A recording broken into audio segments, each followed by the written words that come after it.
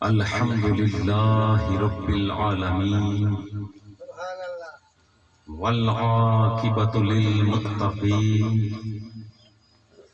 نحمده ونستعینه ونستغفره ونؤمن به ونتوکل علیہ ونشهد ان لا الہ الا اللہ وحدہ لا شریک له ازلی ابدی دہری دینفی ولا اول له ولا آخر له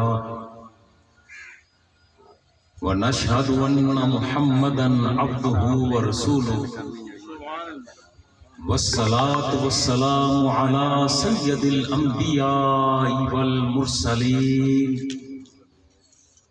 صاحب قاب قوسین جد الحسن والحسین سیدنا و مولانا غوثنا و غیاثنا و مغیثنا عیننا و عوننا و عیاننا مطلوبنا و مقصودنا و مسحوبنا ملجانا و مأوانا ابی القاسم محمد بن عبد اللہ وعلا آلہ الطیبین الطاہرین المطاہرین والشاہدین المشاہدین الشاکرین والسلام علی اصحابہ الاجمعین اما بعد فاعوذ باللہ من الشیطان الرجیم بسم اللہ الرحمن الرحیم قال اللہ تعالی فی القرآن المجید والفرقان الحمید اہدنا الصراط المستقیم صدق اللہ العظیم وبلغنا رسولہ النبی الکریم الرؤوف الرحیم ان اللہ وملائکتہ یصلون علی النبی یا ایہا الذین آمنوا صلوا علیہ وسلموا تسلیما درود شریف پڑھ لیں گے الصلاۃ والسلام علیک یا سیدی یا رسول اللہ الصلاۃ والسلام علیک وعلی آلک یا سیدی یا نعمت اللہ جو گدائے در رسول ہے جو نبی کے قدموں کی دھول ہے اسے مان لو تم شہنشاہ وہی کائنات کا پھول ہے یہ چاند جس کا ستارہ ہے وہ ردائے زہرا بطول ہے یہ دین جس نے بچا لیا وہ حسین کا ہی اصول ہے جس زندگی میں علی نہ ہو وہ سراب دھوکہ و بھول ہے اظہر تیرا یقین یہ سب مومنوں کو قبول ہے اللہ جل مجدہ کی بے حد حمد و ثنا نبی مکرم رسول محتشم امام الانبیاء حبیب کبریا شہ ہر دو سرا سید المرسلین رحمت للعالمین قائد فوج اسلام اور دامغے جوش اسنام حضور علیہ السلام کی ذات بابرکات پر ہدیہ درود و سلام اور اہل بیت کی بارگاہ میں منقبت کا نذرانہ پیش کرنے کے بعد اللہ جل مجدہ سے یہ دعا ہے کہ ہم سب کی حاضری کو اپنی بارگاہ میں قبول و منظور فرمائے آمین۔ میرے عزیز دوست بھائی بیٹے جنہوں نے اس تقریب کا انتظام و انصرام کیا، جو اس تقریب میں دور و نزدیک سے شامل ہوئے اور جو شامل نہ ہو پائے، اللہ جل مجدہ سب کو اپنی رحمتوں کے حصار میں رکھے آمین۔ انسان اس دنیا میں کہیں پر اپنے دوست گردانتا ہے اور کہیں پر دشمنوں کی ترتیب دیتا ہے، لیکن انسان اس بنیادی نقطے کو اکثر نظر انداز کر دیتا ہے کہ میرا اصل حقیقی دشمن ہے کون؟ وہ دشمن جو اس حضرت انسان کی تخلیق کے بعد جس نے بغاوت کا علم بلند کیا، وہ حقیقی دشمن انسان کا جس نے ہر راستے پر حضرت آدم کو اور اولاد آدم کو بھٹکانے کے لیے جال بچھائے، جس نے اسی انسان کے قلب و نظر میں وسوسے ڈال دیے، انسان کا کھلا اور سری دشمن وہ شیطان ہے۔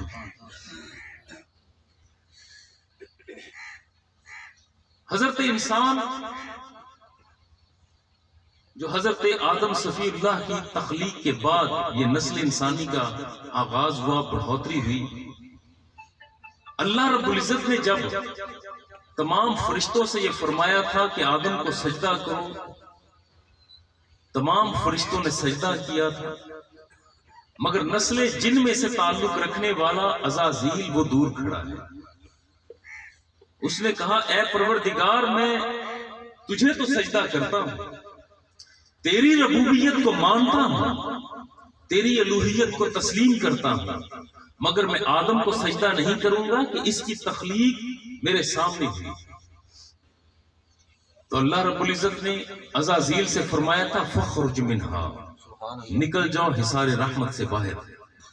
جب اسے حصار رحمت سے باہر کیا تو اب عزازیل نے، جو ابلیس ہے، جو شیطان ہے، اس نے رب سے مہلت چاہی کہ اے پروردگار مجھے قیامت تک مہلت دے کہ میں اس آدم کو اور اولاد آدم کو راہ حق سے بھٹکاتا رہوں۔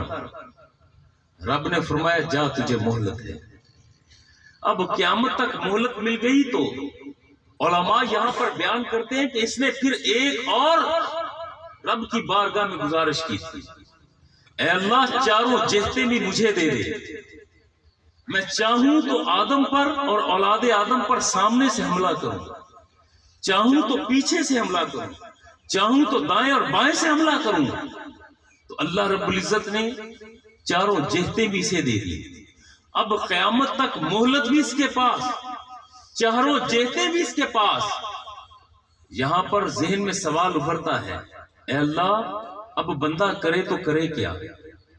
ہماری تو اتنی عمریں نہیں جتنا شیطان کا تجربہ ہے، اے اللہ ہم کیا کریں؟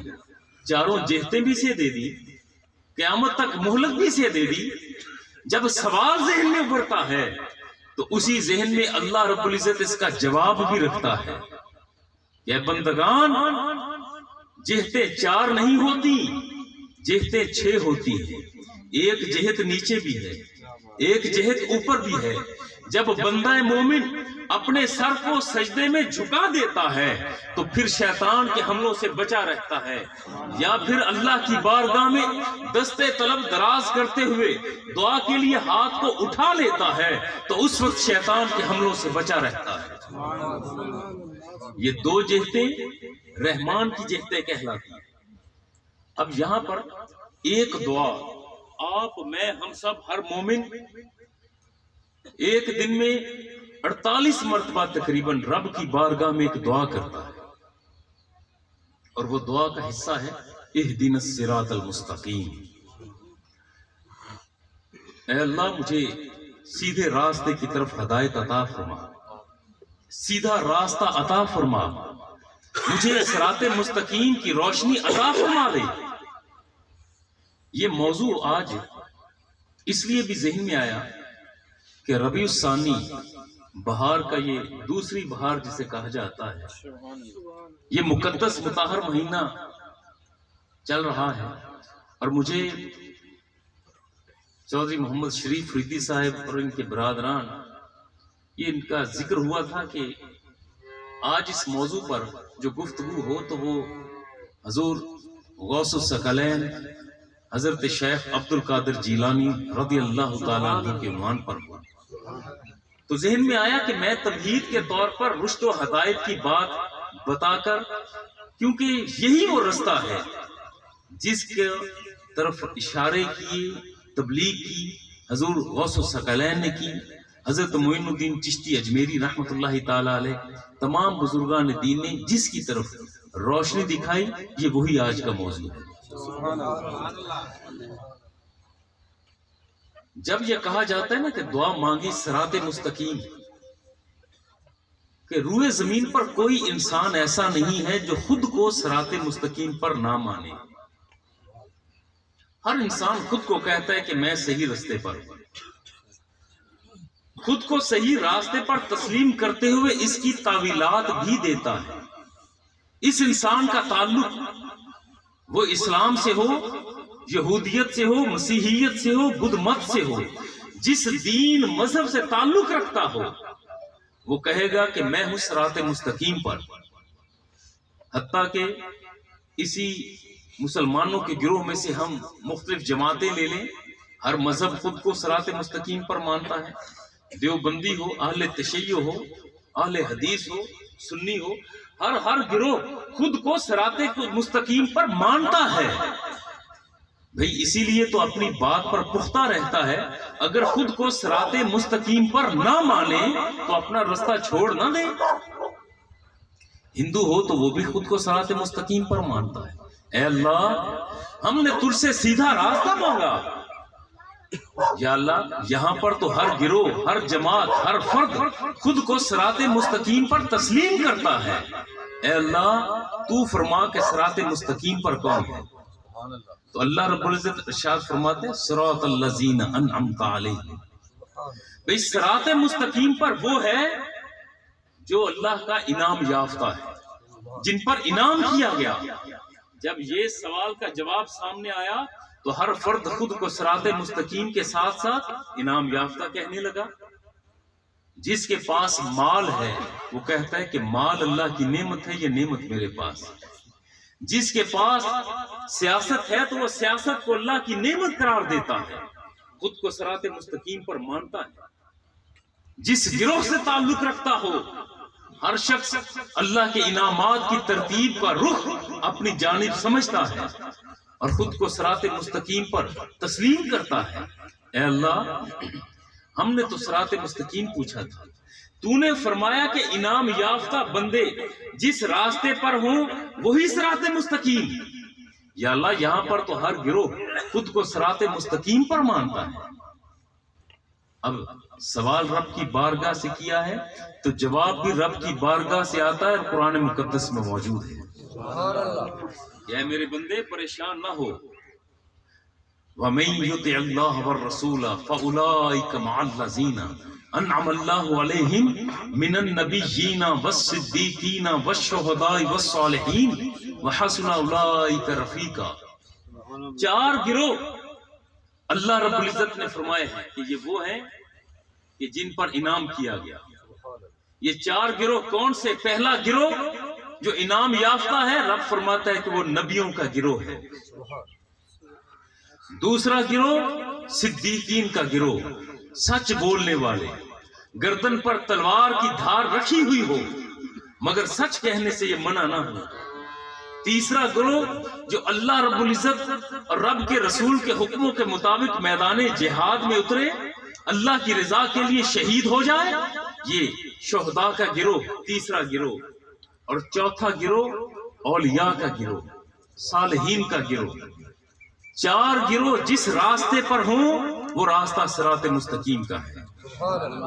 اب ولیوں کا گروہ، چونکہ ہمارا موضوع آج کا ولایت کا موضوع ہے، اس لیے ولیوں کا گروہ جس راستے پر ہو، جو طریقہ اللہ کے اولیاء اپنا لیں وہ طریقہ تم اپنا لو، تم صراط مستقیم پر ہو۔ اگر اللہ کا ولی ختم شریف پڑھتا ہے نا تو آنکھیں بند کر کے اللہ کے ولی کی اقتداء کرو، تم صراط مستقیم پر ہو۔ اگر اللہ کا ولی لوگوں کی محفل میں بیٹھ کر تبلیغ کرتا ہے، اللہ کا ذکر کرتا ہے، رب کے رسول کا ذکر کرتا ہے، اہل بیت کا احترام کرتا ہے، صحابہ اکرام کی تعظیم کرتا ہے، اے بندگان خدا تم وہی طریقہ اپناتے چلے جاؤ، تم صراط مستقیم پر تسلیم شدہ مانے جاؤ گے۔ جب یہ مرحلہ آیا تو ولی کی قوت کیا ہے، میں تمہید باندھ لی۔ آج 2 3 4 موضوعات کا میں چاہتا ہوں احاطہ کروں، اور آج اس موضوع پر بھی بات ہو کہ اللہ کی طرف سے جو انوار نازل ہوتے ہیں وہ دل تک پہنچتے کیوں نہیں؟ دل کی بیماریاں کون سی ہیں؟ وہ کون سی بیماریاں ہیں دل تو دل کے اوپر لینٹر کی طرح موجود ہیں؟ آج اس پر بھی بات کر لیں۔ اولیاء کی قوت کیا ہے؟ ولی کہتے کسے ہیں؟ ولی کی شان کیا ہے؟ مقام کیا ہے؟ مرتبہ کیا ہے؟ اور یہ بھی بات ذہن میں رہے کہ غوث مقام ولایت کا آخری درجہ ہے، اور یہ درجہ اس کا تصرف صرف زمین پر نہیں ہوتا۔ جو غوث ہوتا ہے یہ پورے روئے زمین پر ایک ہوتا ہے، ایک وقت میں۔ ایک غوث کے جانے کے بعد اس کے مقام پر دوسرے غوث کو اللہ رب العزت متمکن فرماتا ہے۔ ایک وقت میں فقط ایک غوث ہوتا ہے، اور یہ غوث اس کا دائرہ اختیار صرف زمین پر نہیں ہوتا، زمین کے ساتھ ساتھ آسمان کی بلندیوں پر ہونے والی ہلچل اور مخلوقات کا تعلق بھی اسی غوث کے انداز کے ساتھ ہوا کرتا ہے۔ اور یہ مقام ولایت کا بلند ترین درجہ ہے۔ رب اشعث اغبر مدفوع بالابواب لو اقسم علی اللہ لابراہ۔ حضور فرماتے ہیں اب اللہ کے ولی کی شان بیان کرتے ہوئے، اے لوگو، وہ شخص جو تمہیں مجہول صورت دکھائی دے، جس کے بال بکھرے ہوئے ہو، جس کے چہرے پر گرد و غبار اٹا ہوا ہو، اور جس کی ظاہری حالت دیکھ کر لوگ اس کی طرف توجہ نہ کریں، اور وہ بندہ جب کبھی دروازے پر آ جائے اور لوگ اسے اپنے دروازے سے اٹھا دیں کہ چلو بابا اٹھو یہاں سے، اس لیے کہ اس کی ظاہری حالت وہ ہمارے ذہنوں میں نہیں آتی، اس کے بال بکھرے ہوئے ہیں، چہرہ گرد و غبار سے اٹا ہوا ہے، مجہول حالت میں ہے، لوگ اسے دروازوں سے اٹھا دیتے ہیں۔ مگر حضور فرماتے ہیں کہ یہ وہ بندے کون ہوتے ہیں؟ یہ وہ ہوتے ہیں کہ جب اللہ کی قسم اٹھا کر کوئی بات کر دے نا، کہ اللہ کی قسم یوں ہو جائے، تو پھر ہوتا یہ ہے کہ جیسا یہ چاہتا ہے اللہ رب العزت اسے ویسا عطا کر دیتا ہے۔ لابراہ ایک ہوتا ہے یوتی، عطا کر دینا، بھئی وہ جو حقدار ہو اس کو حق دے دیا جائے، یہ عطا ہو گیا۔ عربی میں ایک ہے ابرہ، ابرہ کہتے ہیں جو حقدار نہ وہ ہے کہ جس پر رب کی کرم نوازی کی برسات برستی رہتی ہے۔ کوئی ظلم ولی پر کرے تو جواب ولی نہیں دیتا، یہ اللہ کا ولی تو چپ کر جاتا ہے۔ اگر کوئی اللہ کے ولی کے ساتھ دشمنی کرے، اسے تنگ کرے، اسے پریشان کرے، تو اس کا جواب یہ اللہ کا یہ ولی نہیں دیتا، بلکہ اللہ رب العزت کی طرف سے جواب خود آیا کرتا ہے۔ تمثیل کے طور پر ایک حقائق بیان کر کے آگے بڑھوں گا تاکہ منزل کے قریب پہنچیں۔ ایک درویش ایسا ہی جیسی نشانیاں بیان کی گئی، ایک درویش جا رہا تھا اپنی حال میں، مستی میں اللہ سے باتیں کیے جا رہا تھا، اور بارش ہوئی تھی، کیچڑ موجود تھا۔ اتنے میں اس نے دیکھا کہ سامنے ایک خاتون اور مرد یہ دونوں جا رہے ہیں۔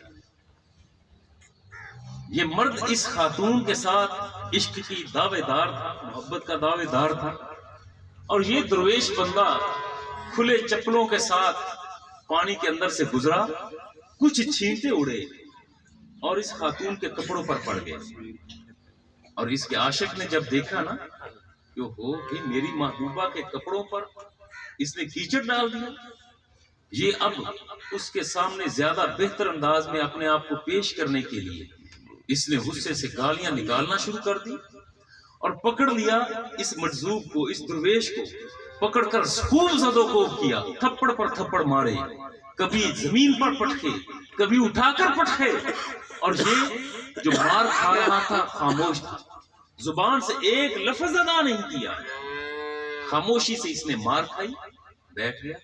یہ مرد اور خاتون آگے بڑھ گئے۔ جب اس درویش کو کچھ ہوش آیا تو یہ آگے بڑھا اور چوک میں پہنچا نا تو وہی مرد جس نے پٹائی کی تھی وہ زمین پر پڑا. حادثہ ہوا, کوئی چیز لگی, زمین پر گرا, اس کی ٹانگ ٹوٹ گئی. اور اس مرد نے جب اس بزرگ کو دیکھا کہا کہ اس کی بد دعا کی وجہ سے مجھے چوٹ لگی ہے. درویش نے کہا بھائی میں نے کوئی بد دعا نہیں کی. اس نے کہا بھائی پھر میں کیسے گر گیا؟ میں نے کہا سیدھی سی بات, میری طرف سے تیری محبوب کے کپڑوں پر چھینٹے پڑے اور تو نے یہ محسوس کیا کہ میں نے تیری محبوبہ کی توہین کر دی. تجھے غیرت آئی اور تو نے میری پٹائی کر دی. اور جب تو نے میری پٹائی کی نا تو میرے اللہ کو جوش آ گیا کہ اس نے میرے درویش میرے بندے پر اتنا ظلم کیا, تو جواب میں نے نہیں دیا, جواب تو آیا تو اللہ کی طرف سے آیا. تو درویشوں کی ظاہری حالت دیکھ کر ان سے نگاہ نفرین نہ پھیرو. یہاں پر ایک مرحلہ تو یہ آیا کہ یہ درویش مقام کیا ہے, مرتبہ کیا ہے. یہاں پر بھائی شریف صاحب آئے ہیں, یہ آگے آ جائیں, قریب آ جائیں. اس مرحلے پر یہ بھی ذکر کر دیا جائے کہ کچھ گھرانے ایسے ہوتے ہیں کہ صدیوں کے بعد ان گھرانوں میں کوئی ایک ولی پیدا ہوتا ہے. کچھ گھرانے ایسے ہیں کہ ایک ہی وقت میں ایک ولی پیدا ہوا, اس ولی کے جانے کے بعد دوسرا پیدا ہوا, پھر تیسرا ہوا, مگر ایک وقت میں بیک وقت ایک ہی گھر میں بہت سے ولی. یہ بڑا خال خال ہوا کرتا ہے. مگر اسلامی تاریخ میں ایک گھرانہ ایسا ہے جس کے گھر کا ہر فرد مقام ولایت پر فائز ہے. سبحان اللہ. اور وہ گھرانہ کس کا ہے؟ وہ گھر ہے حضرت سیدنا غوث الثقلین حضرت شیخ عبد القادر جیلانی رضی اللہ تعالیٰ عنہ. آپ کے گھر کا ایک ایک فرد وہ مقام ولایت پر ہے. آپ کے والد حضرت ابو صالح محمد موسیٰ رحمۃ اللہ تعالی علیہ وہ مقام ولایت پر ہیں. آپ کے نانا جان حضرت عبداللہ سومی رحمۃ اللہ تعالی علیہ وہ مقام ولایت پر. آپ کی والدہ ماجرہ وہ مقام ولایت پر. حتیٰ کہ آپ کی پھپھی جان کے حوالے سے یہ زبان زد عام تھا کہ وہ ادھر دعا کر لیے ہاتھ اٹھاتی ہیں اور دعا قبول ہو جاتی ہے. حضرت عائشہ رحمت اللہ علیہ. جیلان میں ایک مرتبہ, تاکہ اندازہ ہوتا چلا جائے, ایک مرتبہ قحط سالی شروع ہو گئی, بارش نہ آئی, لوگ پریشان ہیں, بے چین ہیں, بے قرار ہیں, دعائیں مانگیں یا اللہ بارش دے, بارش نہ آئے. کھیتیاں برباد ہونے لگی, جانور مرنے لگے, تجارت بیٹھ گئی, لوگ نماز استسقاء ادا کریں مگر قبول نہ ہو دعا. پریشان ہوئے, سر جوڑ لیے اور کہتے ہیں کہ بھئی اب کیا کریں. تو لوگوں نے کہا کہ بھی یہاں پر اماں جی ہیں, اماں جی عائشہ رحمت اللہ علیہ, یہ حضور غوث الاعظم رضی اللہ تعالیٰ عنہ کی پھپھو جان, ان کے پاس جاتے ہیں, ان کی دعائیں قبول ہوتی ہیں. شہر والے سارے اکٹھے ہو کے اماں جی کے دروازے پر آ گئے اور دروازہ کھٹکھٹایا. اندر سے اماں جی نے پوچھا بھئی کون ہے؟ عرض کرتے ہیں کہ اماں جی آپ کے دروازے پر آ گئے, قحط سالی شروع ہے, بارش نہیں ہو رہی, ہماری کھیتیاں برباد ہو رہی, جانور پیاس اور بھوک سے مرنے لگے, ہماری تجارت بیٹھ گئی, لوگوں کے گھر میں پس انداز ختم ہونے لگا. اماں جی آپ کے پاس آئے ہیں, اللہ کی بارگاہ میں دعا تو مانگے, بارش تو لے دے رب سے.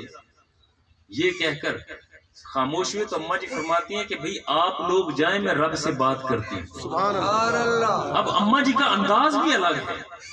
جب یہ افراد چلے گئے, اماں جی رحمت اللہ علیہ آپ نے گھر میں جھاڑو اٹھایا, کچا صحن تھا, صحن پر جھاڑو لگانا شروع کیا, پورے صحن کو صاف کیا اور بیٹھ کر ہاتھ نہیں اٹھائے بلکہ رب کی بارگاہ میں عرض کرتی ہے اے اللہ اس کچے صحن پر جھاڑو میں نے لگا دیا ہے, بادلوں کو حکم تو دے دے کہ بارش وہ برسا دے. نعرہ تکبیر, نعرہ رسالت, نعرہ تحقیق,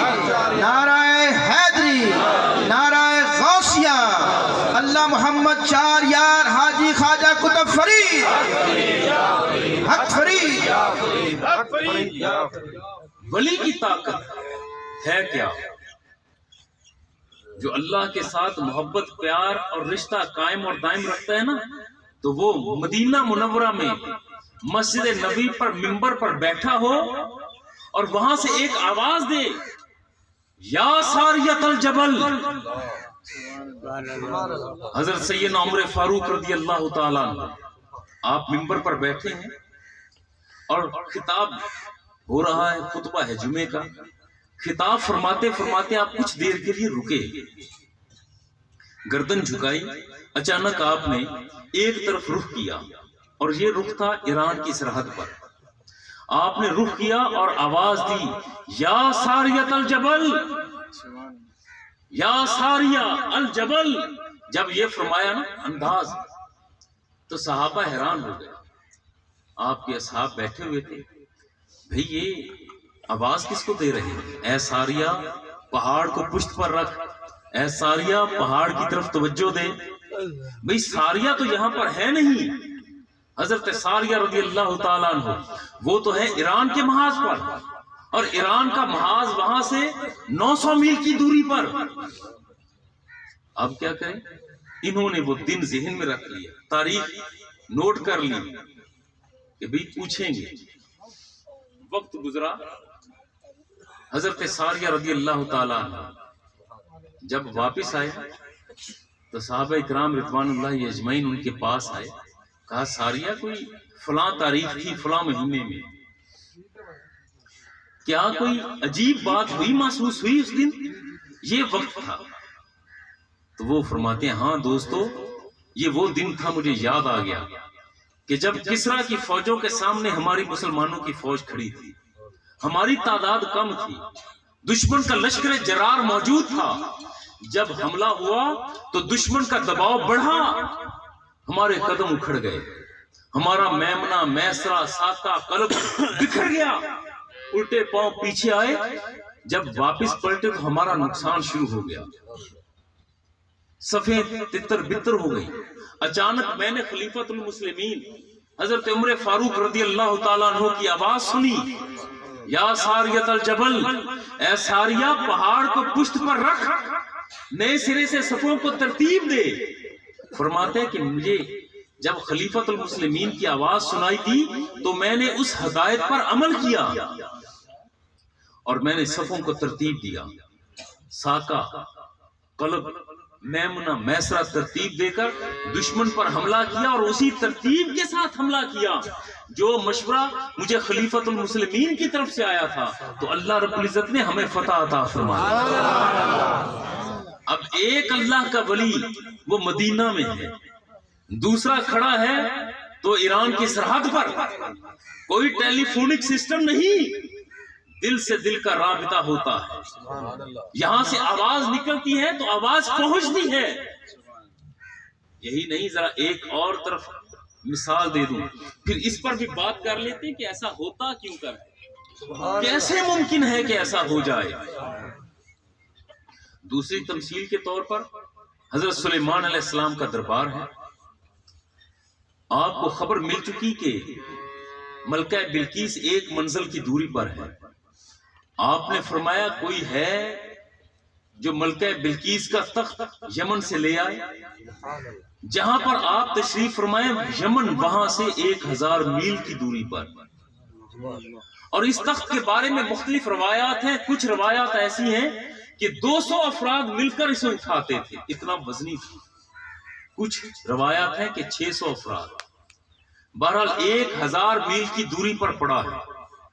آپ کے فرمان پر ایک مہیب جن، قوت والا جن، یہ کھڑا ہوا اور اس نے کہا کہ اے اللہ کے نبی مجھے اجازت دیں میں لے آؤں. آپ نے فرمایا کتنی دیر میں لاؤ گے؟ عرض کرتا ہے کہ اے اللہ کے نبی آپ کی محفل کے برخاست ہونے سے پہلے وہ 1000 میل کی دوری پر پڑا تخت آپ کی بارگاہ میں ہوگا. سبحان اللہ. یہ سن کر حضرت سلیمان علیہ السلام نے فرمایا بیٹھ جاؤ، اتنی دیر بیٹھ جاؤ، بڑی دیر کی تو کوئی ہے جو اس سے پہلے لے آئے. تو یاد ہے نا وہ کیفیت، ربا اشعث اغبار مدفوع بالابواب لو اقسم علی اللہ لابراہ. درویش سادہ سا بندہ اٹھا، آصف بن برخیا جس کا نام ہے، کھڑا ہو کر ہاتھ باندھ کے کہتا ہے، قرآن کا یہ موضوع ہے، اے اللہ کے نبی مجھے حکم دیں میں لے آؤں. فرمایا کتنی دیر میں لاؤ گے؟ عرض کیا کرتا ہے، یا رسول اللہ، یا اللہ کے نبی، اے اللہ کے نبی آپ کی پلک جھپکنے سے پہلے، ابھی آپ کی پلکیں متصل ہونے کے بعد جدا نہیں ہوئی ہوں گی، جڑنے کے بعد الگ نہیں ہوں گی، آپ کے پلک جھپکنے سے پہلے تخت بلقیس جو 1000 میل کی دوری پر ہے آپ کی بارگاہ میں ہوگا. اور آصف بن برخیا نے یہ صرف بات نہیں کی بلکہ چشم فلک نے وہ منظر دیکھا، ابھی پلکیں آپس میں ملی نہیں، ملنے کے بعد جدا نہیں ہوئی کہ 1000 میل کی دوری پر پڑا ہوا تخت حضرت سلیمان علیہ السلام کی بارگاہ میں موجود ہوتا ہے. یہ درویش جو زمان و مکان کی قید میں نہیں رہتے، آپ میں ہم سب، ہم زمان و مکان کی قید میں ہیں. ہم اس ٹائم اینڈ سپیس کے درمیان زندگی بسر کرنے پر مجبور. کیوں؟ اس لیے کہ ہم حیات کو گزارتے ہیں تو بدن کے ساتھ گزارتے ہیں، اور جو حیات کی حقیقت کو سمجھ لے اور روح کی حقیقت کو پالے تو پھر اس کی روح پرواز بھی کرتی ہے، وسعت اور قوت بھی پاتی ہے. یہاں پر ایک طاقت کے ساتھ میں آپ کا تعارف کروا دوں. بات ایک طرف نکل رہی ہے لیکن اب اسے میں پورا کر کے جاؤں. ایک طاقت ہے جو ازلی ہے، ابدی ہے، سرمدی ہے، جس کی ابتدا کی خبر نہیں، جس کی انتہا کا پتہ نہیں، جو ہر طرف موجود ہے. اس طاقت، قوت ازلی ابدی کا نام اس میں ذاتی اللہ ہے. اور یہ پوری کائنات جو عالم مکان ہے، عالم مکان میں یہ 7 آسمان بھی آ گئے، آسمان کے سینے پر چمکتے ہوئے ستارے بھی آ گئے، اور یہ زمین، مریخ، مشتری، عطارد، نیپچون، نظام ہائے شمسی، یہ جتنا وسیع نظام ہے عالم مکان کا، یہ کائنات کا حصہ ہے. اور یہ پوری کائنات اس ذات کے سامنے بالکل ایسے ہی ہے جیسے پوری کائنات کے سامنے ریت کا ایک ذرہ. اور ہم اس عالم مکان کے ایک چھوٹے سے حصے میں، نظام شمسی کے ایک چھوٹے سے حصے زمین پر موجود ہیں. انسانوں نے زمان و مکان کی ترتیب کا تعین کیا اور اپنے عقل سے کیا. سورج مشرق سے طلوع ہوا، مغرب میں غروب ہوا، ہم نے کہہ دیا ایک دن ہو گیا. 6 دن گزرے تو ہم نے اسے ہفتے کا نام دیا، 4 ہفتے گزرے تو ہم نے اسے ایک مہینہ کہہ دیا. سال کی اور صدیوں کی ترتیب دی چونکہ ہم زمین پر ہیں. اور یہ زمان و مکان آپ کے لیے، میرے لیے، ہم سب کے لیے ہے، مگر وہ قوت جو ازلی ہے، ابدی ہے، سرمدی ہے، اس کے لیے زمان و مکان نہیں ہے. کیونکہ اس کی ذات کے سامنے یہ کائنات بالکل ایسے ہے جیسے کائنات کے سامنے ریت کا ایک ذرہ. اب یہ جو روح ہے نا آپ کے میرے بدن کے اندر موجود ہے، یہ ہے اللہ کا امر. وَيَسْأَلُونَكَ عَنِ الرُّوحِ قُلِ الرُّوحُ مِنْ أَمْرِ رَبِّي. اے محبوب آپ سے یہ پوچھتے ہیں کہ یہ روح کیا ہے، آپ فرما دیں کہ یہ امر ربی ہے، اللہ کا حکم ہے. اللہ نور ہے تو اللہ کا امر بھی نور. اور یہ بات ذہن میں رہے، کل شیء یرجع الی اصلہ، ہر شے اپنے اصل کی طرف لوٹتی ہے.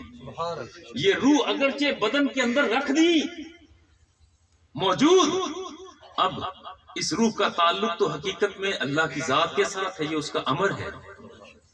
جب یہ بدن کے اندر روح آئی تو جس طرح بدن کا ایک قلب ہے، اسی طرح روح کا بھی ایک قلب ہے جسے ہم نور بصیرت کہتے ہیں. یہ نور بصیرت اگر تو اس کے حکموں کے خلاف چلے گا، جو ازلی ابدی سرمدی قوت ہے، جو اللہ ہے، اس کے حکموں کے خلاف اگر یہ بندہ کوئی کام کرے گا تو اس نور بصیرت کے اوپر ایک ظلمت کا پردہ آ جائے گا، دوسرے گناہ پر دوسرا پردہ۔ جب یہ گناہ تسلسل سے کرے گا تو یہ نور بصیرت ظلمت کے اندھیروں کے پردوں میں مقید ہو جائے گا، اور پہلا اثر یہ ہوگا کہ دل سیاہ ہو جائے گا۔ پھر یہ ظلم کرنے والا، گناہ کرنے والا گناہ کرے گا تو اسے پچھتاوا نہیں ہوتا، پھر یہ گناہ کو گناہ نہیں سمجھتا، اس لیے کہ نور بصیرت اور ملفوف ہو گیا، دل سیاہ ہو گیا۔ اب اس کے برعکس وہ بندہ جو ہر وہ کام کرے جو اس طاقت کی مرضی منشا کے مطابق ہو، جو اس کے حکموں کے مطابق ہو، جو ازلی قوت ہے، ابدی قوت ہے، جو سرمدی ہے، جو اللہ ہے، جب اس کے حکموں کے مطابق بندہ کام کرتا ہے، یہ جو روح کے اندر نور بصیرت ہے اس میں قوت اور وسعت آتی ہے، اتنی وسعت اور قوت کے پہلا اثر اس بندے کے دل پر ہوتا ہے کہ دل منور ہو جاتا ہے۔ سبحان اللہ۔ جب دل منور ہوا اب یہ بندہ سر کی آنکھوں کا محتاج نہ رہا، سر کے کانوں کا محتاج نہ رہا، اب یہ دیکھے گا تو نور بصیرت سے دیکھے گا، سنے گا تو نور بصیرت سے سنے گا۔ پھر ہوتا یہ ہے کہ یہ بندہ چلتا زمین پر ہے، دیکھتا لوح محفوظ پر ہے، رہتا زمین پر ہے، مگر تخت و سرا میں رینگنے والی چیونٹی کی منزل کو جان لیا کرتا ہے۔ ہوتا ایک مقام پر ہے، دیکھتا دوسرے مقام پر ہے، اس لیے کہ اب اس کی نظر و وسعت جو ہے اس میں اضافہ ہوا، یہ بڑھتی چلی گئی، اور یہ اب نور بصیرت جب وسعت اور قوت پاتا ہے تو نور حق کے قریب ہوتا ہے۔ جیسے جیسے یہ نور حق کے قریب ہوتا ہے ویسے ویسے اس کے لیے زمان و مکان کی قید ختم ہوتی چلی جاتی ہے۔ جب یہ نور حق کے قریب ہوتا ہے تو پھر پلک جھپکنے سے پہلے یہ ارادہ کرے تو 1000 میل کی دوری پر پڑا ہوا تخت وہاں پر موجود ہو جائے۔ یہ تو ہے وہ بندہ، وہ انسان جس کا نور بصیرت نور حق کے صرف قریب ہوا ہے، اس کی یہ قوت اور صلاحیت پیدا ہو گئی۔ ذرا تصور کرو کہ جس کا نور بصیرت نور حق کے قریب نہیں بلکہ نور حق میں مدغم ہو گیا تو پھر اس کی قوت کیا ہوگی؟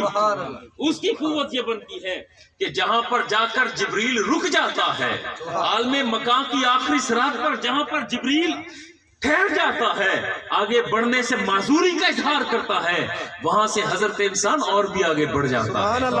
پھر وہ مقام آتا ہے کہ ثم دنا فتدلا فکان قاب قوسین او ادنا کا مرحلہ آتا ہے، پھر جیسا یہ بندہ چاہتا ہے رب ویسا کرتا چلا جاتا ہے۔ نعرہ تکبیر، نعرہ رسالت، نعرہ تحقیق، نعرہ حیدری، نعرہ فرید۔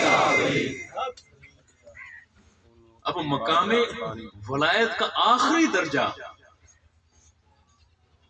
ہر دور میں کسی نہ کسی ایک فرد روح مقام غوثیت پر حامل شخصیت ہے، انہیں شیخ عبد القادر جیلانی رضی اللہ تعالیٰ عنہ کہا جاتا ہے۔ میں آپ کی بات کرنے سے قبل ایک منظر آپ کے سامنے رکھتا ہوں۔ ایک دریا ہے، دریا کے کنارے پر ایک شخص پہنچا ہے، ابو صالح اس شخصیت کا نام ہے، بھوکا ہے، پیاسا ہے، 3 دن سے اس نے کچھ کھایا نہیں، جنگلوں سے پھرتا ہوا آیا ہے۔ اچانک اس نے دیکھا کہ دریا کے پانی کے بہاؤ پر ایک سیب تیرتا چلا رہا ہے۔ اب 3 دن کے بھوکے اور پیاسے اس شخص نے ہاتھ بڑھایا، سیب اٹھایا، بھوک لگی ہوئی تھی، کھا لیا۔ مگر اس شخصیت کا زہد یہ ہے، تقویٰ یہ ہے، بھوک کے ہاتھوں مجبور ہو کر کھا تو لیا لیکن فوری طور پر خیال آ گیا کہ بھئی میں نے سیب کھایا ہے، اس کے مالک سے تو میں نے پوچھا نہیں، کہیں یہ لقمہ حرام نہ ہو جائے۔ اب اس خوف سے یہی شخصیت یہ چلے کنارے کنارے، جہاں سے جس طرف سے پانی آ رہا تھا، دیکھا کہ کچھ فاصلے پر ایک سیب کا درخت ہے، باغ ہے، اس کے کچھ شاخیں دریا کی طرف تھیں. ذہن میں آ گیا کہ یقیناً یہاں سے سیب اترا ہے اور دریا میں گرا ہے. آپ اس باغ کے اندر گئے، مالک کو تلاش کیا. ایک اور بزرگ تھے، ان کا نام بھی عبداللہ سومئی، یہ اس کے مالک تھے باغ کے. جا کر یہ نوجوان کہتا ہے کہ بابا جی آپ کی بارگاہ میں آیا ہوں معافی مانگنے کے لیے. میں نے آپ سے پوچھے بنا آپ کے باغ کا ایک سیب کھا لیا. یہ دیکھیے، یہ ہے مقام ولایت، جو اللہ کا محبوب بندہ ہو نا انداز ہے. ہم یہاں پر بنا پوچھے تو دور کی بات ہے بتا کر اٹھاتے ہیں، بتا کر بندوق دوسرے کے سینے پر رکھ کر اس کا مال چھینتے ہیں. اللہ تعالیٰ معاف کرے. وہ درویش کیفیت یہ تھی کہ وہ کہتے جی میں معافی کے لیے آیا ہوں. وہ بزرگ سمجھ گئے یہ بندہ کوئی کسی مقام اور مرتبے والا ہے. اس نے کہا بھی کہاں کھایا تھا؟ دریا سے آ رہا تھا، چونکہ فلاں جگہ میں نے کھایا، اب میں آپ کو تلاش کرتا ہوا آیا ہوں، آپ مجھے معاف کر دیں. وہ بزرگ کہتے ہیں کہ اگر معاف نہ کروں تو کہتے ہیں جی پھر آپ مجھ سے اس کی قیمت لے لیں. قیمت میرے پاس ہے نہیں، آپ اتنی مجھ سے مزدوری کروا لیں. درویش کہتا ہے اچھا ٹھیک ہے، تو مزدوری کر، اور یہ مزدوری تیری 6 مہینے کی ہوگی. اس نے بھائی ایک سیب کھایا ہے، اب نوکری کرنی ہے 6 ماہ تک، قربان ایسی اداؤں کے کہ میرا رب مجھ سے راضی ہو جائے. اور وہ کہتے ہیں 6 مہینے میں نوکری کروں، خدمت کروں تو بابا جی پھر کیا آپ مجھے معاف کر دیں گے؟ وہ کہتے ہیں 6 مہینے جب گزر جائیں گے تو ٹھیک اس پر بات کر لیں گے، تو کام تو کر. اب یہ نوجوان دن رات محنت کر رہا ہے، مشقت کر رہا ہے، گوڈی دیتا ہے، پانی لگاتا ہے، پودوں کی نگہداشت کرتا ہے. 6 مہینے گزرے، سوتا بھی یہیں پر ہے. مالک اسے جتنا دیتا ہے اتنا کھاتا ہے. جب سونے کا کہتا ہے تو سوتا ہے.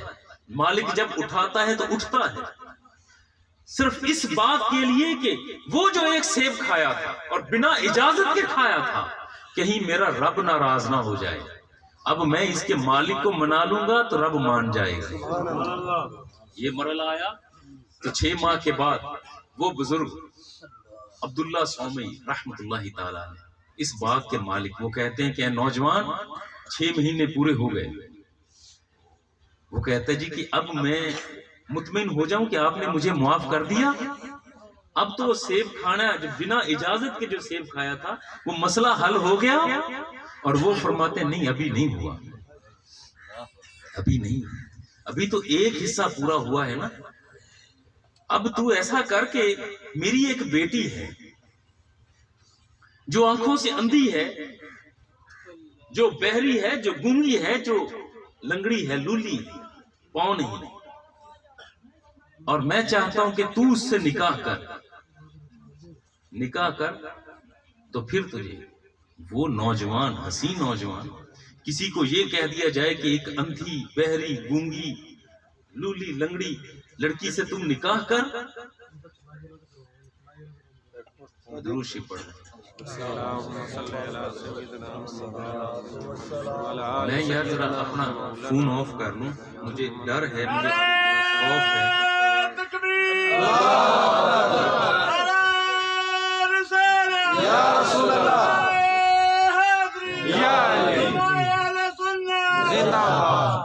میں چونکہ ذکر خدا اور ذکر مصطفیٰ کی محفل میں ہوں، میرا دل یہ چاہتا ہے کہ میں فون. اب یہ بزرگ انہوں نے کہا کہ میری بیٹی کے ساتھ نکاح کرو. کچھ دیر کے لیے سوچا. یہ نوجوان کہتا ہے بابا جی اگر آپ کا یہ حکم بھی مان لیا پھر تو آپ راضی ہو جائیں گے نا؟ بھی میں پھر راضی ہو جاؤں گا.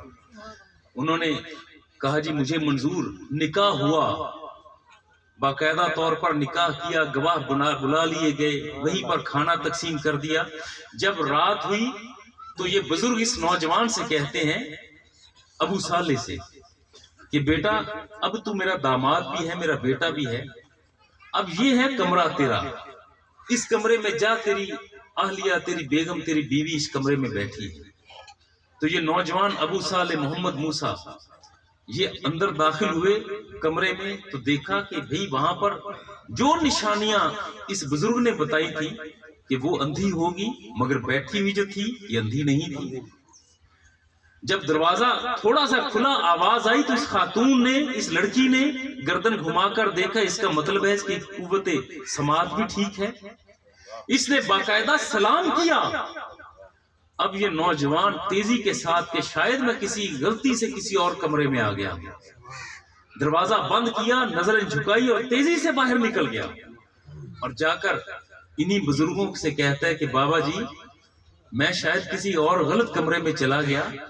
وہ کہتے ہیں کہ بیٹا تو غلط کمرے میں نہیں گیا، یہی وہ میری بیٹی ہے جس کے ساتھ میں نے تیرا نکاح کیا ہے، اور میں نے غلط بیانی نہیں کی، میں نے اندھا اسے اس لیے کہا ہے کہ اس نے ساری زندگی اس وقت تک کسی نامحرم کو دیکھا نہیں ہے، اس نے کسی نامحرم کی آواز نہیں سنی، اس لیے میں نے اسے بہری کہا تھا، اس نے کبھی کسی نامحرم سے کلام نہیں کیا، اس لیے میں نے اسے گونگی کہا تھا، اور یہ کبھی اس چار دیواری سے باہر نکلی نہیں، اندر عبادت و ریاضت میں مشغول رہتی ہے۔ اور چونکہ یہ 16 پاروں کی حافظہ ہے اور مسلسل وہی پڑھتی رہتی ہے، یہاں رہتی ہے۔ اب یہ خاتون کون ہے؟ یہ خاتون وہی ہے کہ جن کے رحم میں ایک بچہ موجود تھا، اور یہ 16 پارے پڑھا کرتی تھی اسی جب حمل کی حالت تھی، اور جب بیٹے کی ولادت ہوئی اور اس بچے نے بولنا شروع کر دیا، جب بولا تو یہ 16 پاروں کا حافظ بچہ تھا۔ سبحان اللہ، سبحان اللہ، ابھی نام نہیں میں نے ذکر کیا، یہ بچہ ہے کون؟ سبحان اللہ۔ اس بچے سے، اسی بچے سے لوگوں نے پوچھا تھا کہ حضرت آپ کو کیسے معلوم ہوا تھا کہ آپ مقام ولایت پر فائز ہیں؟ سبحان اللہ۔ اور یہ ذکر فرمایا کرتے تھے کہ جب میں چھوٹا تھا نا تو میں مدرسے جایا کرتا، تو میں رجال الغیب کی آواز سنا کرتا تھا، وہ افراد جو مجھے دکھائی نہیں دیتے تھے مگر میرے آگے چلتے تھے، مجھے سنائی دیتا تھا کہ وہ کہتے تھے کہ لوگوں رستہ دے دو، اللہ کا ولی آ رہا ہے، سبحان اللہ، لوگوں رستہ دو، اللہ کا ولی آ رہا ہے۔ سبحان اللہ، اور اس شخصیت کا نام ہے حضرت شیخ عبد القادر جیلانی رضی اللہ سبحان اللہ، جن کے والد ہیں حضرت ابو صالح محمد موسیٰ، جو ایک سیب کھا کر پچھتا رہے تھے کہ میں نے پوچھا نہیں، اور 6 مہینے نوکری کی اس لیے کہ میرا رب مجھ سے راضی رہے۔ سوسر حضرت عبداللہ سومئی رحمت اللہ تعالی علیہ کہ جنہوں نے اس ہیرے کو پرکھا، حالانکہ کوئی مال نہیں، منال نہیں، نہ گھر بار کا پتہ، صرف یہ دیکھا ہے کہ بچہ نیک ہے، سبحان اللہ، بچہ نیک ہے، اور میری بیٹی کا نکاح اس کے ساتھ ہو جائے تو بہتر ہے۔ اب وہ جو 16 پاروں کی حافظہ تھی، اب ایسے وطن سے اولاد ہوتی ہے تو غوث الاعظم کیسی ہے، سبحان اللہ، جن کے ماں باپ عیش و عشرت میں، ٹک ٹاک میں، فیس بک پر لگے رہے، دنیا کے معاملات میں ماں الجھی رہے، بیٹا رحم میں ہو اور ماں گانے سنے، فحش فلمیں دیکھے، بچے پر اثر ویسا ہوگا۔ جیسے والدین کے مزاج ہوتے ہیں، بچے کی مزاج طبیعت پر ویسا ہی اثر شروع ہوتا ہے۔ اور ایک اور مقام پر پوچھا کسی نے کہ بابا جی حضور آپ بتائیں آپ کو کیسے خبر ہوئی کہ آپ مقام ولایت پر ہیں؟ ایک اور زاویے سے بات کرتے ہیں حضرت غوث الثقلین، فرماتے ہیں کہ جب میں 11-12 سال کا تھا نا، مدرسے جانا چھوڑ دیا جو قریب مدرسہ تھا، اور اماں جی سے عرض کرتے اماں جی میں نے پڑھ لیا جتنا پڑھنا تھا، اب میں کھیتی باڑی کروں گا تاکہ میں کچھ کما لوں، مجھے بھی ہنر آئے کھیتی باڑی کرنے کا۔ ماں نے کہا کہ بیٹا جیسا تو پسند کرے، جیسا تو چاہے، اس مرحلے پر خود فرماتے ہیں کہ 11-12 سال کی عمر تھی، مدرسے جانا چھوڑ دیا اور آپ نے کھیتی باڑی شروع کر دی. ایک دن ہل چلا رہے تھے، زمین پر ہل چلایا جا رہا تھا، بیل کے پیچھے ہل ہے، ہل کے اوپر یہ کھڑے ہیں، بیل کو چلا رہے ہیں.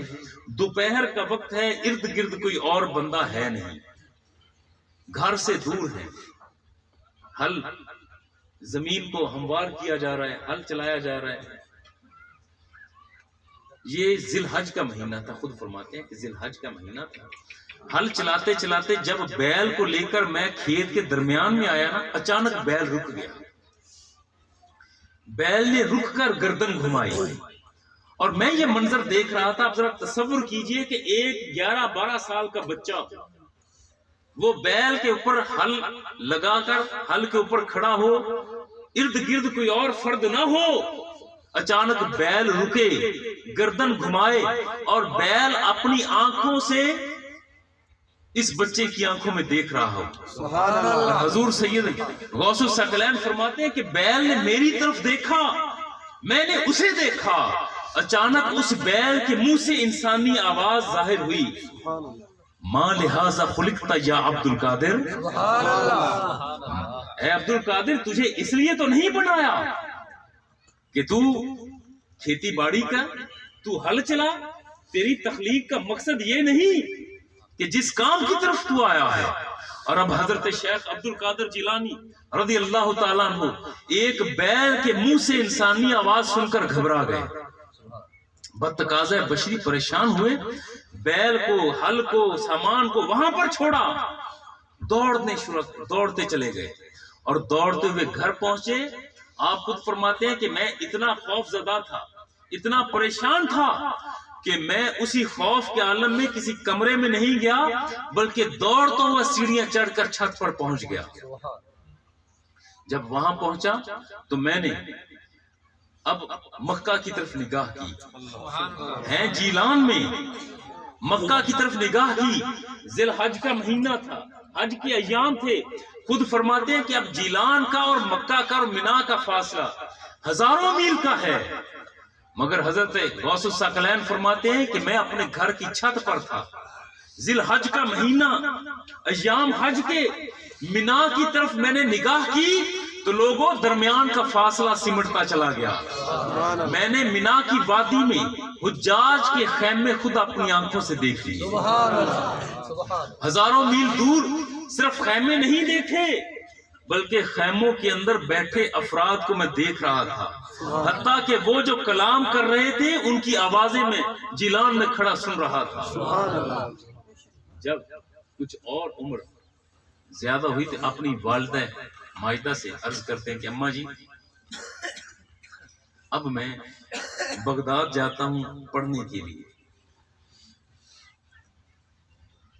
چونکہ یہ واقعہ آپ سب نے سنا ہے، یہ وہ دینار والا، 40 دینار والا، چونکہ آپ نے سنا ہے، اس پر وقت لگانے کی بجائے کہ سمجھ لیجئے کہ ولی وہ ہوتا ہے جو ایک نگاہ ناز سے گناہوں کو نیکیوں میں بدل دے، جو چاہے ہو جائے. جب آپ بغداد میں پہنچے نا تو آپ کے پاس جتنی رقم تھی یہ رقم خرچ ہو گئی.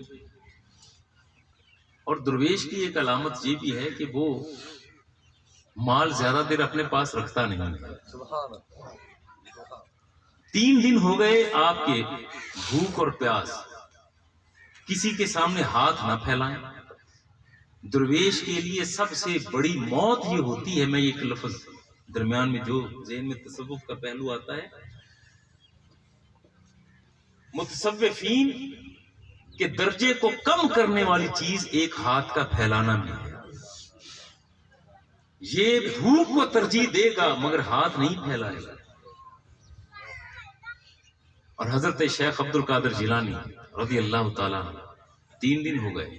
کسی نے بتایا بھائی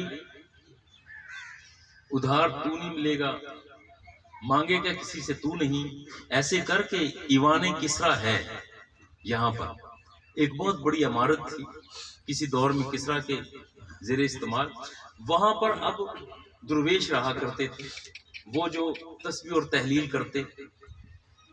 ذکر اذکار کرتے. آپ فرماتے ہیں کہ جب میں ایوان کسرا میں گیا نا تو دیکھا کہ وہاں پر مجھ سے پہلے 70 درویش بیٹھے ہوئے تھے. اور ایک بات ذہن میں آئی، اگر میں بھی ان میں شامل ہو گیا تو جو شخص ان کے کھانے کا انتظام کرتا ہے تو کہیں ایسا نہ ہو کہ کسی ایک درویش کے حصے کا کھانا میرے حصے میں آ جائے اور وہ بھوکا رہ جائے. آپ نے وہاں سے رخصت لی، باہر آئے تو ایک سونے کا ٹکڑا ملا. اس سونے کے ٹکڑے کو آپ نے اٹھایا، اٹھا کر بازار میں بیچا. جو رقم ہوئی اس رقم سے سب سے پہلا کام یہ کیا کہ وہ 70 درویش جو ایوان کسرا میں تھے ان کے لیے کھانا لیا اور ان کے اندر جا کر تقسیم کر دی. حضرت شیخ عبد القادر جیلانی رضی اللہ تعالیٰ عنہ 25 سال تک جنگل اور بیلوں میں رہے. یہ آپ کا طریقہ یہ تھا کہ معلوم ہوتا کہ بھی فلاں جگہ پر عالم موجود ہے، آپ ان کے پاس گھر چلے جاتے، ان کے پاس پڑھتے، علم لیتے. فلاں کے پاس علم ریاضی ہے، اس سے لیتے. کس کے پاس علم فلکیات ہے، علم حدیث ہے، صرف ہے، نحو ہے، تمام علوم آپ حاصل کرتے. پھر جنگلوں میں چلے جاتے، وہاں پر اسباق کی ترتیب دیتے، ساتھ مجاہدہ کرتے. آپ فرماتے ہیں کہ ایک مرحلہ ایسا آیا کہ لوگ آپ کے پاس ارد گرد اکٹھا ہونا شروع ہو گئے. آپ فتویٰ دیتے، فتویٰ پورے میرٹ پر ہوتا. لوگوں میں چرچا شروع ہو گیا، بھئی ایک درویش ہے وہ جنگلوں میں رہتا ہے، عبد القادر نام ہے، وہ جو مسئلہ بیان کرتا ہے وہ مسئلہ بڑا حق بیان کرتا ہے. اس کی لہجے میں، اس کی آواز میں بڑی تاثیر ہے. لوگ دھیرے دھیرے آپ کی محفل میں جانا شروع ہوئے. اسی شہر بغداد کے جو ظاہری علماء تھے نا، انہیں حسد ہوا. انہوں نے کہا بھی پہلے لوگ ہم سے مسائل پوچھنے آتے تھے، اب اس نوجوان کے پاس جاتے ہیں، اس بندے کے پاس جو کسی مدرسے میں نہیں گیا، جس نے کہیں پر دستار فضیلت نہیں بندھوائی. انہوں نے شور شروع کر دیا کہ بھی وہ تو عالم ہے ہی نہیں، وہ مسئلے اگر بیان کرے گا تو ہم ان فتووں کو تسلیم نہیں کریں گے، کیونکہ اس کے پاس کسی مدرسے کی سند نہیں، اس کے سر پر کسی مدرسے کی باندھی ہوئی دستار نہیں. وہ آ کر بتائے کہ علم کہاں سے حاصل کیا، یا پھر ہمیں آ کر وہ امتحان دے. اگر ہمیں امتحان دے اور ہم اسے پاس کریں تو پھر ٹھیک ہے، وہ فتوے دے. لوگوں نے عرض کی کہ بابا جی آپ کے بارے میں بغداد کے علماء یہ کہتے ہیں. انہوں نے فرمایا بھی مجھے کیا ضرورت ان کے پاس جانے کی، جو میرے پاس آتا ہے آئے، جو نہیں آتا نہ آئے. میں کون سا لوگوں کو خود اپنے پاس بلاتا ہوں. انہوں نے کہا بابا جی بات یہ ہے کہ ہماری درخواست ہے کہ آپ ایک مرتبہ ان کی محفل میں چلے جائیں، ان کے سوالوں کے جواب دے دیں. تو حضور فرماتے ہیں کہ ٹھیک ہے، جاؤ پھر انہیں کہو کہ میں کل آؤں گا، جو سوال پوچھنے ہو پوچھ لینا. اب اس شہر کے 100 علماء، روایات ملتی ہے کہ 100 علماء نے سر جوڑ دیے کہ بھئی عبد القادر کل آ رہا ہے، بلکہ ارادہ یہ تھا کہ وہ آئے گا تو اسے پھنسانا کہاں پر. ایک ہوتا ہے سوال، پنجابی میں کہتے ہیں، اور ایک ہوتی ہے پنجابی کہتے ہیں اڑاونی. اب سوال ہوتے تو ان کی اور بات تھی. انہوں نے الجھاؤ تیار کیے کہ بھی تم یہ سوال پوچھنا، اس سوال کا جواب اگر عبد القادر نے یہ دیا تو جواباً تو دوسرا سوال یہ پوچھنا. اس طرح 100 سوال تیار کر لیے اور بیٹھ گئے مقررہ وقت پر، مقررہ مقام پر. اب 100 علماء قطار میں بیٹھے ہیں، کرسیوں پر، نشست گاہوں پر، لوگوں کا مجمع موجود ہے. حضرت شیخ عبد القادر جیلانی رضی اللہ تعالیٰ عنہ درمیان سے آئے، گردن جھکی ہوئی ہے عجز و انکساری کے ساتھ، چادر کندھے پر ہے. آئے اور آ کر ان کے سامنے بیٹھ گئے. اور یہ اب علماء ایک دوسرے کو نظروں ہی نظروں میں ذکر کر رہے ہیں کہ بھئی آ گیا اب سوال اس سے مشکل ترین پوچھے جائیں گے، کہاں کہاں سے نکلے گا، اسے ہم اتنا پھنسائیں گے کہ لوگ یہ کہیں کہ ہاں بھئی اس نے جواب دینے سے انکار کر دیا.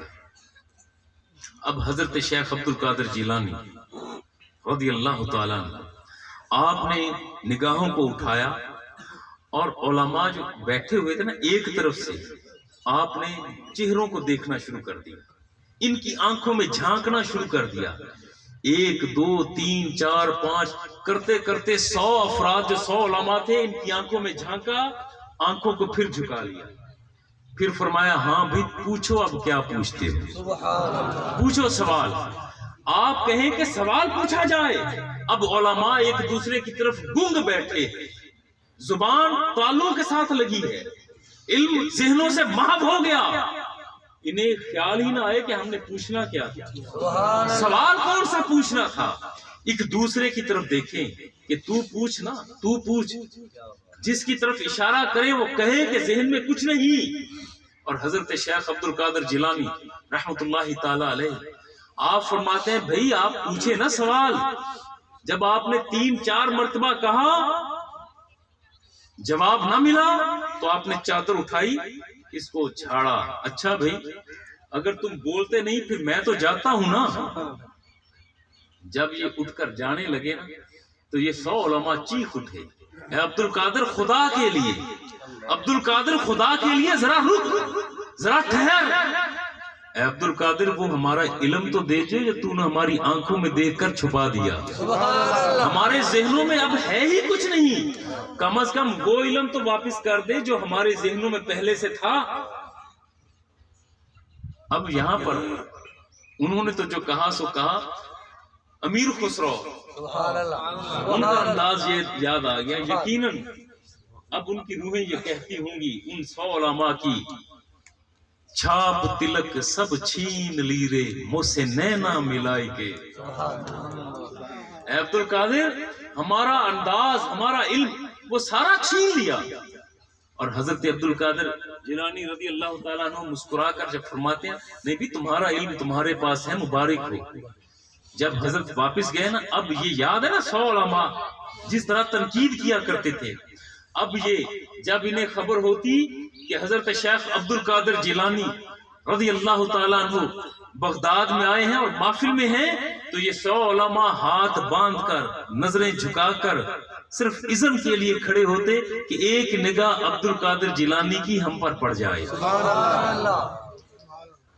حضرت شیخ عبد القادر جیلانی رضی اللہ تعالیٰ عنہ ایک نام نہیں ہے، ایک کردار ہے، صرف ایک شخصیت اور شخصیت کا اپنا رنگ یہ کافی نہیں ہوتا، ایک ہوتا ہے کردار۔ شخصیت ہے زندگی کے ساتھ ظاہری بدن، موت آئی مر گیا، کردار نہیں مرتا، صدیاں بیت جاتی ہیں۔ اب مرحلہ وہ کہ اس مقام پر یہ تمام بزرگان دین پہنچے کیسے، کون سا فارمولہ ہے، کون سا مجاہدہ ہے کہ مقام ولایت پر عوام الناس بھی پہنچنے کی کوشش کریں اور پہنچ جائیں۔ تو میرے عزیز دوست بھائی بیٹے، یہاں 10-15 منٹ کے اندر میں 4 بیماریوں کا ذکر کرتا ہوں۔ وہ 4 بیماریاں جو دل کی بیماریاں، یہ دل، سائنس کہتی ہے کہ یہ دل جو ہے صرف خون بھیجتا ہے، مگر صوفیہ کہتے ہیں، ایمان اور اسلام یہ کہتے ہیں کہ یہ دل ہے یہ رب کا عرش ہوا کرتا ہے۔ اللہ رب العزت جو دونوں جہانوں کے درمیان نہیں سمو پاتا، دونوں جہان اس کا احاطہ نہیں کر سکتے، وہ سماتا ہے تو اس بندہ مومن کے دل میں سما جاتا ہے۔ اس کا مقام اور مرتبہ یہ ہے، یہ اللہ کی طرف سے جو انوار و تجلیات دل پر آتی ہیں، ایسا نہیں ہے کہ وہاں پر تجلیات کا نزول رک گیا ہو، تجلیات کا سلسلہ جاری اور ساری ہے، ہمیشہ رہے گا، مگر مرحلہ اور کیفیت یہ ہے کہ ہمارے دل کے اوپر ایک لیٹر سا پڑا ہے، وہ اتنا گہرا ہے کہ انوار و تجلیات کو دل کی سرزمین پر نازل نہیں ہونے دیتا۔ وہ 4 مختلف اجزاء سے مل کر بنا ہے۔ 4 کیفیات کیا ہیں؟ انا، نحن، لی اور عندی۔ یہ 4 میں نے فی الحال حروف بتائے ہیں، یہ صرف 4 حروف نہیں ہیں، یہ 4 کیفیات ہیں، 4 مزاج ہیں، جب چار مزاج انسان کی ذات کا حصہ بن جائیں تو پھر اس کے دل پر وہ دل کو ڈھانپ لیتے ہیں اور اللہ کی طرف سے آنے والے انوار کو دل پر اترنے نہیں دیتے. دل سیاہ ہو جاتا ہے, دل بے چین رہتا ہے. دل کا اطمینان چاہتے ہو تو ان چار بیماریوں سے خود کو پیچھے کر لو, چھڑوا لو. وہ کون سے؟ نمبر 1 جو رب کو ناپسند ہے, انا. میں ہر بات پر کہوں کہ میں استاد ہوں, میں سید ہوں, میں چودھری ہوں, میں پیر ہوں, میں حضرت ہوں, میں شیخ ہوں. جب ہر بات پر یہ میں کہے گا نا تو رب کو اس بندے کی یہ ادا پسند نہیں آتی. یہ گویا کہ جس طرح لینٹر کے اندر بجری, سیمٹ, سریا, ریت ہوتی ہے نا, کہ ان میں سے ایک یہ بھی ہے انا. دوسرا جز ہے نحن. جب بندہ کبر میں آ کر غرور میں کہتا ہے نا بھئی ہم نے کہہ دیا ہماری بات مانو, ہماری بات کا اثر ہونا چاہیے, جب یہ کہتا ہے نا تو رب کو یہ انداز اس کا پسند نہیں, کیونکہ رب نے نحن اپنی ذات کے لیے مخصوص کیا ہے. نحن نزلنا الذکر وإنا لہ لحافظون. قرآن کو ہم نے نازل کیا اور ہم اس کی حفاظت فرمائیں گے. نحن اقرب الیہ من حبل الورید. ہم شرک سے زیادہ قریب ہیں. یہ رب اپنی ذات کے لیے رکھتا ہے. اور جب کوئی بندہ, اس کا بندہ غرور میں, کبر میں نحن کہتا ہے نا تو پھر اللہ کی انوار اور تجلیات اس کی طرف نہیں جاتے. یہ وہ کبر ہے. اور تیسرا ہے لی. اس پر ذرا توجہ کیجئے گا سب احباب. لی میرا, میری, یہ گاڑی میری, جائیداد میری, زمین میری, ذات میری, کتاب میری, مدرسہ میرا, طاقت میری, دولت میری. جب یہ کہتا ہے نا کہ یہ میری ہے, حق ملکیت جتاتا ہے. اے بندہ خدا, تو اور تیرے تصرف میں جو کچھ بھی ہے نا ان میں سے کوئی ایک بھی تیرا نہیں ہے. یہ کائنات کا خالق و مالک حقیقی تو اللہ ہے. تیری ولادت سے پہلے بھی یہ زمین یہاں پر تھی. تو مر جائے گا, تیری روح پرواز کر جائے گی, یہ زمین یہیں پر رہے گی. صدیوں سے ہے, صدیوں تک رہے گی.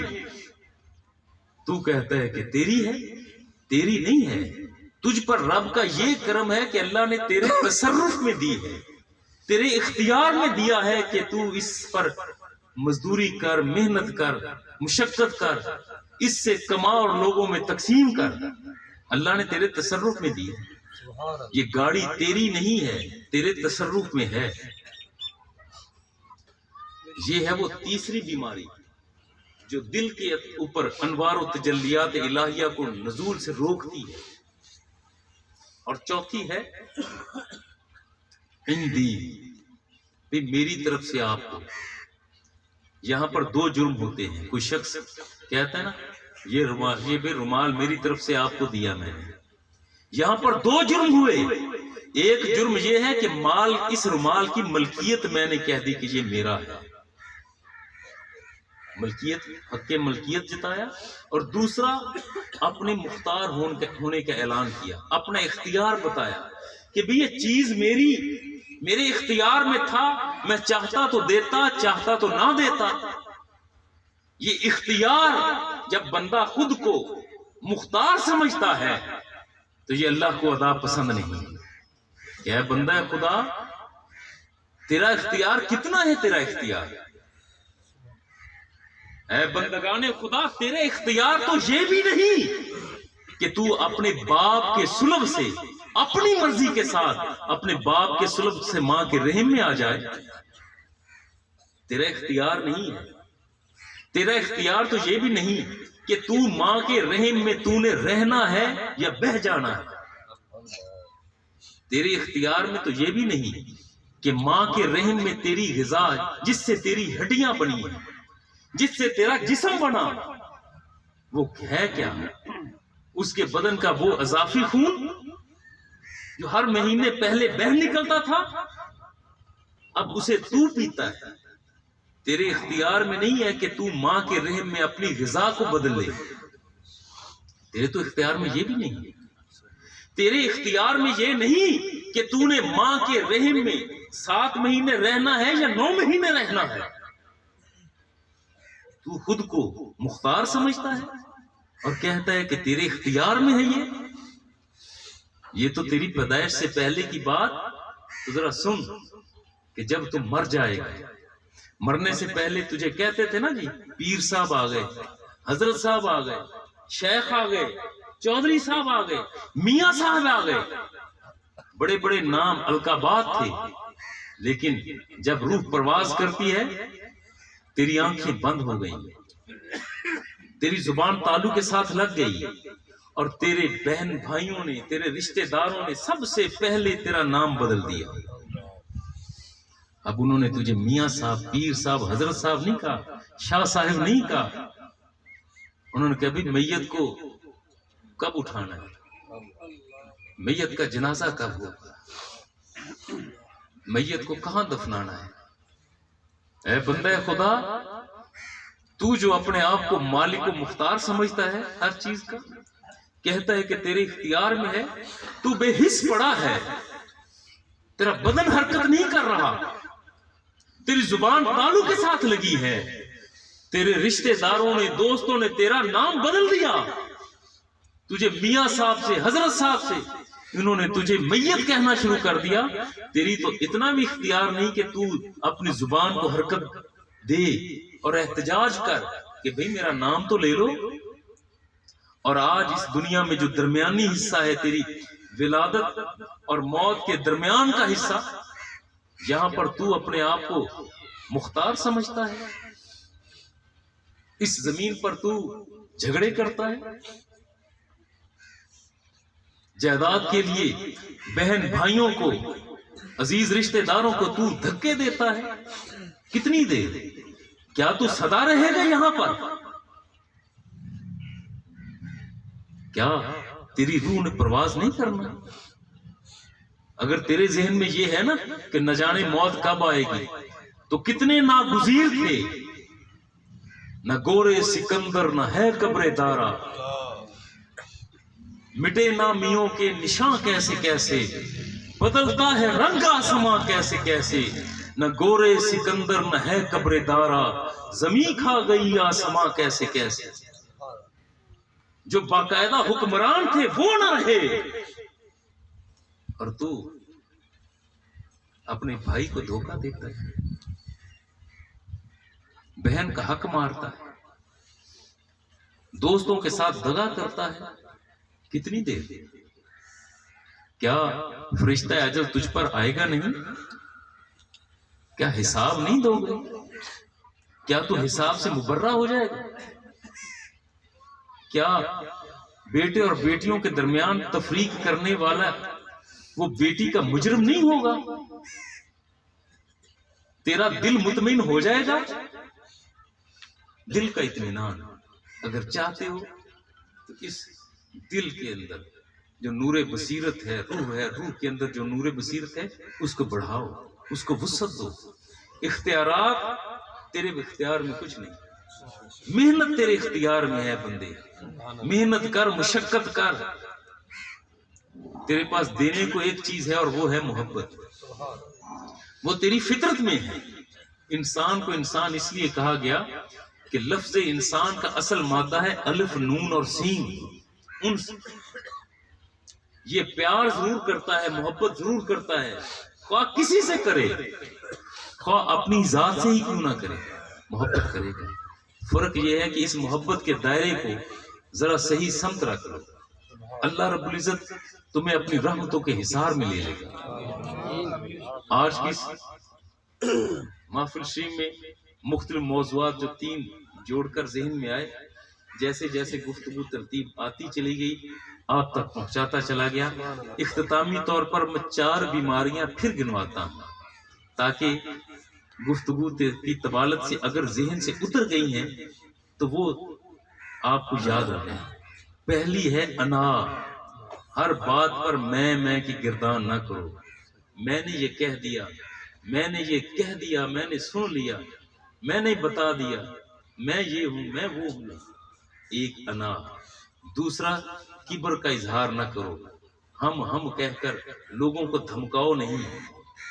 تیسرا ہر چیز پر حق کے ملکیت کا اظہار نہ کرو. رب نے تجھے تصرف دیا ہے، اختیار دیا ہے، تو مالک نہیں بن بیٹھا. اگرچہ کتابوں میں کاغذات پر لکھا ہوتا ہے مالک بھئی وہاں کے اپنے معاملات، لیکن حقیقت یہ ہے کہ اس کا مالک تو نہیں ہے، صرف تیرے تصرف میں، تیرے اختیار میں دے دیا، تیرے استعمال میں دے دیا. اور تیسرا یہ ہے کہ کبھی خود کو مختار نہ سمجھ. یہ نہ سمجھ کہ میری مرضی تھی، میں چاہوں تو دوں کسی کو، چاہوں تو نہ دوں. تو ہوتا کون ہے؟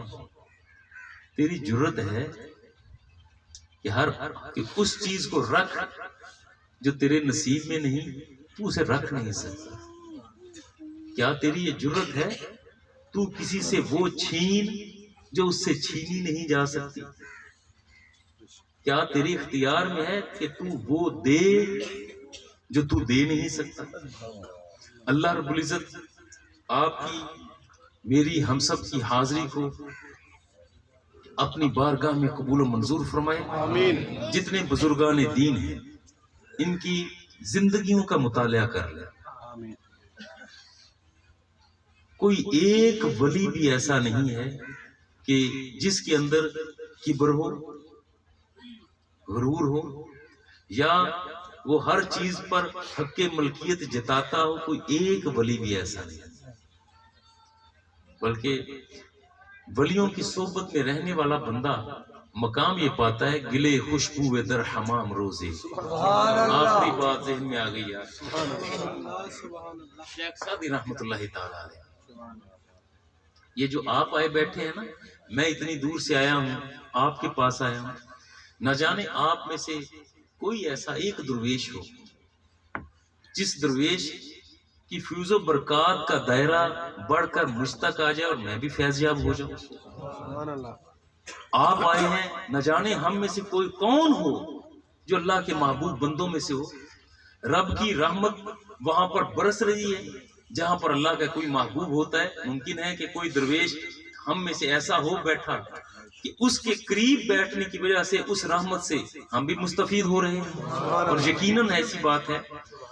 شیخ سعدی رحمت اللہ علیہ فرماتے ہیں گلے خوشبو در حمام روزے، رسید از دست محبوبی بدستم، بدو گفتم کہ مشکی یا عبیری، کہ از بوئے دل آویزے تو مستم، بگفتا من گلے ناچیز بودم، ولیکن مدت با گل نشستم، جمال ہم نشین در من اثر کرد، وگرنہ من ہما خاکم کے ہستم.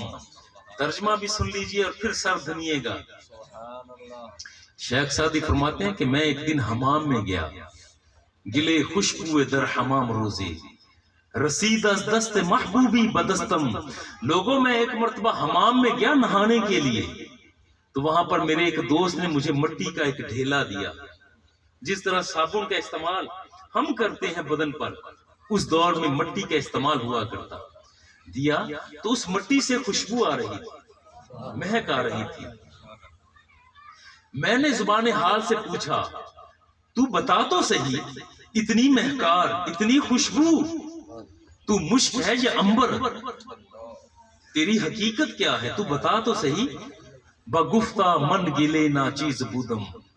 اب زبان حال سے وہ مٹی کا ڈھیلا بھی جواب دیتا ہے، اے سعدی سن، نہ تو میں مشک ہوں نہ میں عنبر ہوں، میں مٹی ہوں، اور میری بنت مٹی، میری فطرت مٹی، میرا مزاج مٹی، میں مٹی ہوں. بگفتہ من گلے ناچیز بودم ولیکن مدت با گل نشستم. اے سعدی ہوں میں مٹی، مجھ سے خوشبو اس لیے آ رہی ہے کہ میں پھولوں کے ساتھ رہی ہے۔ سبحان اللہ، جمال ہم نشیدر من اثر کرد وگرنہ من ہما خاکم کے حسم۔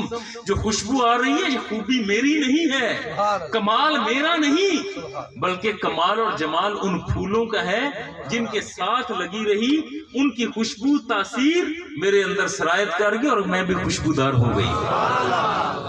اس لیے کہا جاتا ہے صحبت سالے ترا سالے کند، صحبت تالے ترا تالے کند۔ نیک بندے کی صحبت میں بیٹھو گے تو نیک ہو جاؤ، سبحان اللہ، عیار کی محفل میں بیٹھو گے تو مکار اور عیار بن جاؤ گے۔ یہی وجہ ہے کہ اگر کوئی شخص یہ کہے نا کہ بھئی شراب تو وہ پیتے تھے میں تو صرف بیٹھا تھا، بھئی ایسی محفل میں کیوں جاتے ہیں جہاں پر دوستیاں نبھانے کے لیے ہوا کرتا ہے کہ بھئی جی پیر صاحب میں تو صرف وہاں پر بیٹھا تھا، شراب تو میرا دوست بھی، چونکہ وہ میرے دوست ہیں، چونکہ بچپن کے دوست ہیں، چونکہ ہمارا اور ان کے زمین کا بننا سانجا ہے، تعلقات ہیں۔ شراب وہ پیتے ہیں، میں شراب نہیں پیتا، میں تو صرف بیٹھا تھا، انہوں نے ان کے پاس بیٹھ کر میں نے صرف کھانا کھایا تھا۔ نہیں میرے پیارے، یوں نہیں۔ جیسے اللہ کے ولیوں کے پاس جائیں اور اللہ کی رحمت برستی ہے نا ولیوں پر، اور جب اس کی محفل میں جائیں تو وہ رحمت جو برس رہی ہوگی اس سے حصہ ہمیں بھی ملتا ہے۔ اسی طرح جو شراب پیتا ہے، جو برا کام کرتا ہے، وہاں پر لعنت برس رہی ہوتی۔ اگرچہ تو درویش ہے، اگرچہ تو ولی کے پاس جانے والا تھا اور چلا اس محفل میں گیا، کیا لعنت کا حصہ وصول کرنے گیا تھا؟ وہ دوست نہیں ہے۔ دوست تو وہ ہونا چاہیے نا کہ جس کے ساتھ بندہ آخرت میں بھی فخر محسوس کرے۔ اور حضور کا فرمان ہے الموت جسر یوصل الحبیب الی الحبیب، بھئی موت ایک پل ہے جو ایک دوست کو دوسرے دوست سے ملا دیتی ہے۔ اب یاد کرو اگر کسی نے یہاں پر اس دنیا میں دوستی رکھی کسی عیار کے ساتھ، کسی مکار کے ساتھ، کسی دھوکے باز کے ساتھ، کسی شرابی کے ساتھ، کسی چور کے ساتھ، کسی ڈکیت کے ساتھ، ہوگا کیا؟ چونکہ دوستی یہاں پر اس کے ساتھ تھی، اور حضور کے فرمان کے مطابق جب یہ مرے گا نا بندہ تو اپنے اسی دوست کے پاس جائے گا، اور وہ دوست کہاں ہوگا یہ تصور خود کر لے۔ یا پھر دوستی ایسے بندے کے ساتھ لگا کہ جو بیٹھا زمین پر ہو دیکھے عرش پر، سبحان اللہ، جو آنکھیں بند کرے تو بند آنکھوں سے دوسرے کے تاثرات کو جان لے، سبحان اللہ، جو چلے زمین پر دیکھے لوح محفوظ پر، سبحان اللہ، جو رہے زمین پر دیکھے تحت الثری میں، جو رہے عالم دنیا میں نگاہ عالم برزخ میں کرے۔ سبحان اللہ، ایسے بندے کی بارگاہ میں اور محفل میں جانا یاری اس کے ساتھ لگا، تو پھر ہوگا کیا؟ جہاں پر وہ درویش ہوگا نا، جب تو مر جائے گا نا تو رسول اللہ کے حکم کے مطابق، فرمان کے مطابق تو بھی اسی محفل میں چلا جائے۔ سبحان اللہ، اللہ رب العزت آپ کی میری ہم سب کی حاضری کو اپنی بارگاہ میں قبول و منظور فرمائے۔ آمین۔ میرے عزیز دوست چودھری برادران جی، ہمارے بھائی، ہماری بہن، جو تقریب کا انتظام و انصرام کرنے والے احباب، بھائی بیٹے جو دور و نزدیک سے آئے، ماجکا کی سرزمین سے 80-90 کلومیٹر کی دوری سے پہنچے ہیں آپ، یہ رحیم یار خان سے پہنچ گئے، یہاں پر ڈاکٹر صاحبان آپ پہنچ گئے، عبد المجید فریدی صاحب، محمد رمضان فریدی صاحب اور دیگر تمام برادران بھائی۔ میں 2 ناموں تک محدود رہنا نہیں چاہتا تھا۔ اصل میں بات یہ ہے کہ اس محفل کا ہر وہ شخص بانی ہے جو حضور کا ذکر سننے کے لیے یہاں پر موجود ہے، سبحان اللہ، ہر وہ شخص میزبان ہے جو اس محفل میں پہنچا ہے۔ سبحان اللہ، اور میں اس محفل کو اہمیت اس لیے بھی زیادہ دیتا ہوں کہ یہ محفل صرف آپ کی اس علاقے کے افراد نہیں ہے، اس میں دور و نزدیک سے پہنچنے والے ہیں، اور یہ سفر کوئی تھوڑا سفر نہیں ہے، اور موٹر سائیکلوں پر بیٹھ کر سفر۔ اللہ دور سے آنے والے اور نزدیک سے پہنچنے والوں پر اپنی رحمتوں برکات کے خزینے واب فرمائے۔ آمین۔ وصلی اللہ تعالی علی خیر خلقہ محمد وآلہ واصحابہ اجمعین۔